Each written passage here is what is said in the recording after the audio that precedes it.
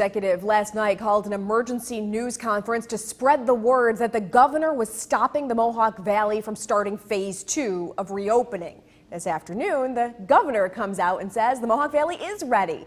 What changed in the last 12 hours? News Channel 2's Jason Powell is live here in the studio with the story. Jason, good evening. Kristen, good evening. Well, we go from a high to a low, back to a high again. The governor announced just this afternoon at 1 o'clock that the Mohawk Valley region is moving on to phase 2, and that includes all office-based jobs from professional services, administrative support, IT, to real estate services, property management, and sales and rental and leasing. Oh, by the way, retail as well, in-store shopping, rental repair and cleaning, barber shops and hair salons, motor vehicle leasing, rental and sales. Now, in his press conference today, the governor was asked, why the wait? Why not open first thing this morning?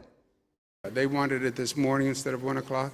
Yeah, well, I can understand that. But we want to make sure that the data was reviewed by all the experts.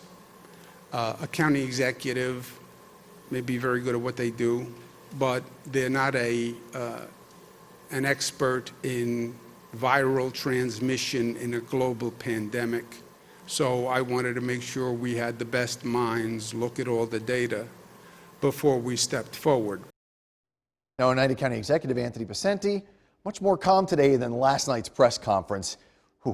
Today his tone was more geared towards moving forward, but he wanted to make sure everyone understood he was looking out for the best interest of this community with his outrage last night. And he says there needs to be much better communication between the governor and the regions as we move forward. We have a great opportunity heading into phase 3. They have a great opportunity, let me say, as we head into phase 3 to correct this, to really make it so that we can have really fruitful discussions about the next phase and about how that can be put into place without what we went through yesterday or even the days before. Earlier, we caught up with Dave Bliss. He's the chairman of the Otsego County Board of Representatives, and he says it was irresponsible for the governor to pull the rug out at the last minute. Obviously, of course, that changed this afternoon, but he says he was ready to go without the governor's blessing. And as you know, there were counties all over the state that were prepared to go rogue, ourselves included. Today, and I'm sure that's why he,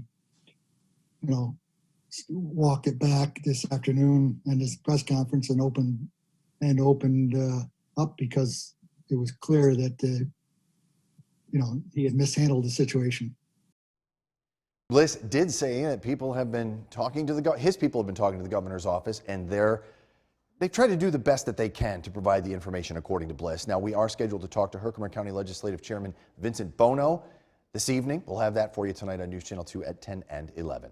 Taking a look at